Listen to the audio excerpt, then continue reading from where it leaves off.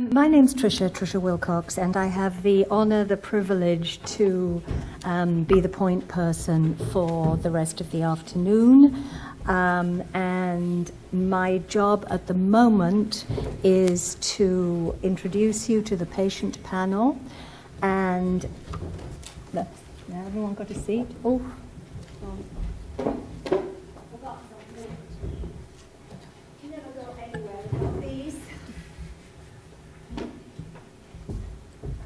Okay. Our panel today is going to talk about the very specific ways that neuropathic pain has affected them. Angela talked about the big picture. Now we're going to zero in on individual stories. The participants in the panel are going to tell you about their pain, their search for treatment, the impact that it has had on their lives, and finally they're going to provide some suggestions, some hints, some ideas for policymakers as to what the panel thinks they should be doing to better the case of sufferers of neuropathic pain in Ontario. So without further ado, I'd like to introduce our first speaker, who is actually at the far end of the table. His name is, actually before I do that, I'm going to introduce you to the rest of them. Here we have Phil Frampton on my immediate right, and Tuzi, Veronica, and Catherine Dunlop, and right at the end is Will Geertz, who is going to start our session by telling us his story. Thank you, Will. Thank you. Go ahead, please. So my name is Will Geertz. I'm from Richmond Hill. My conversation with you is a road painfully traveled. My chronic pain. Everyone who has to live with chronic pain, which is not really living, has his or her personal story to tell. And all those stories are so different. Mine certainly is. Some warm night in the year 2001, in bed without blankets, my bed was against the wall. I dreamt of soccer. That is quite normal for me, as I have played soccer for a long time, and I still think it's a marvelous game. In my enthusiasm, I kicked the wall and broke my big toe in 2 places. It was very sore. My family doctor assured me that it would heal itself, and it did. But 1 week after the soccer incident, the pain started in the middle of my foot. It was painful night and day. Especially the nights were awful. On a scale from 0 to 10, 10 being unbearable, most of my nights were 9. You will understand that sleeping was nearly impossible, in spite of the medication I was taking. It was the pain that kept me up and walking the floor and groaning.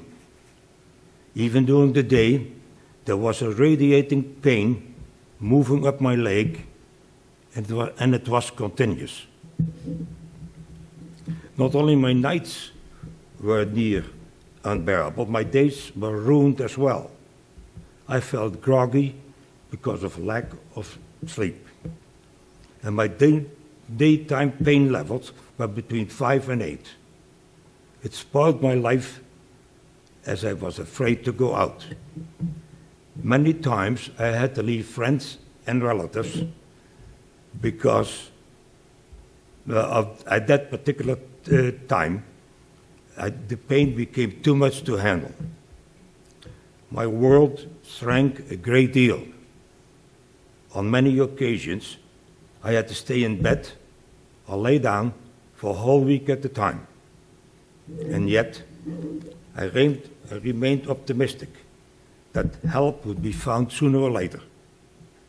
A lot of people would fall into a depression after so many years of wasteful treatment. But I'm a fighter. and I never lost the determination to seek help and find a solution. Doctor number one. My family doctor sent me to a neurologist who was very serious about the case. He even called in 2 colleagues, both neurologists, to get another opinion.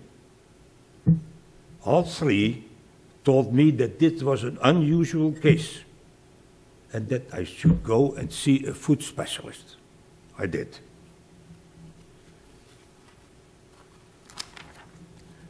Upon entering the office, I was overwhelmed by a wall full of orthotics, top to bottom. I assured the doctor that there was nothing wrong with the shape of my foot, but I want to get rid of the pain. Half an hour later, I walked out with good-looking shoes, $450 worth of shining shoes, and the same pain I had come in with. A week later, the same doctor gave me a cortisone injection, and that stopped the pain for 2 hours. The doctor was elated. You see, it worked. You have been without pain for 2 hours. And that was a blessing. He was right. It sure was a blessing. But all his shoes and all his cortisone did not bring a solution for me. I saw this same doctor 7 times. He gave me more cortisone injections, and the results were always the same. The pain scale I mentioned gave me a day pain level between 5 and 8. I kept track of my daily experiences at 10 o'clock in the morning, at 6 o'clock, and at 10 o'clock in the evening.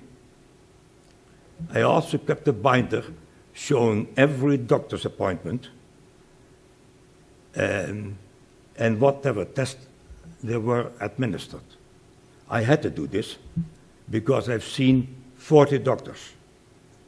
And if I meet a new doctor, the first thing I will ask is, when did you get the most recent X-ray, the most recent ultrasound, the most recent MRI, and so on?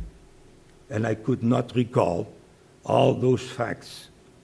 So my binder had all the answers. I didn't want to give up. I wanted to have considerable less pain at the end of the process. It was not hard to find another doctor once the treating doctor reached the end of his endeavors. He would often say, "I'm sorry, I can't do any more for you, but you should go and see Dr. So-and-so, and maybe he can help you. Wait now, I'm going to make an appointment for you right now." I am thankful for all those doctors who tried hard and were very sincere. 2 problems.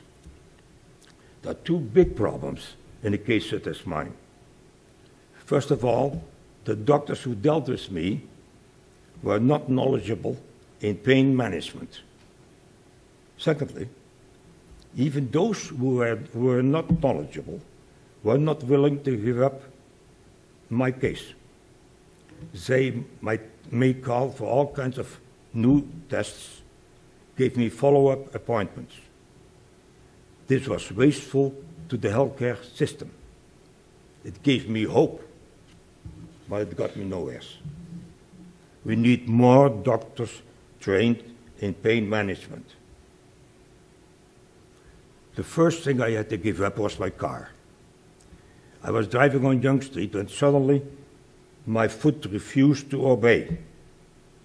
I turned the flashes on and prayed that nobody would hit me from behind. This happened in Young Street twice, so it was time to get rid of the car. I had to rely on my daughter Anita and my friend Wanda to take me everywhere. I decided then to go for tense treatments. The doctor assured me that he would stop the pain. He kept me coming back for more, as I had half an hour respite after each and every treatment, and the doctor felt that this was the beginning of some serious improvement. It was not. Then I went for 4 months, 2 times a week, for acupuncture. The lady who took care of me was a doctor in acupuncture. And she assured me that she would cure me completely. It didn't work. OHIP does not pay for acupuncture and TENS. I was plain lucky to meet Dr. Angela Melis. She looked at all the information I had gathered. I used her great knowledge, her determination, and her understanding. She came up with a combination of drugs that made my life a lot better than it had been for 8.5 years. She was doctor number 41. My pain level went down from between 8 and 10 to between 2 and 3, and I can live with that. And my life was suddenly worth living again. From here on in, my sleep pattern improved a great deal. Dr. Melis even told me that I could go with my daughters to Holland and Belgium and that the pain would be manageable. She was right again. We walked a lot, saw relatives and friends, and we spent 5 hours walking in the Rijksmuseum. I would not have been able to do it without Dr. Melis. Where do we go from here? Now the question arises, what should be done to fight chronic pain for the many people who desperately look for work, look for help? Action Ontario has been set up to try and help the chronic pain sufferers. Here is a group of people that are interested: patients, caregivers, doctors. My treatment was too lengthy and too costly. And most likely, the treatment of the other chronic pain sufferers was too lengthy and too costly by far. Ontario should be most anxious to step behind Action Ontario and the drive to get a comprehensive pain strategy. There should be a serious effort to train more pain specialists. Doing this would save a lot of money to the healthcare system, and it would eliminate suffering by a lot of Ontarians. And is that not precisely what governments want to do, to save a lot of money and to help take the suffering away from many constituents? I like to think this is what they want to do. Thank you. Thank you.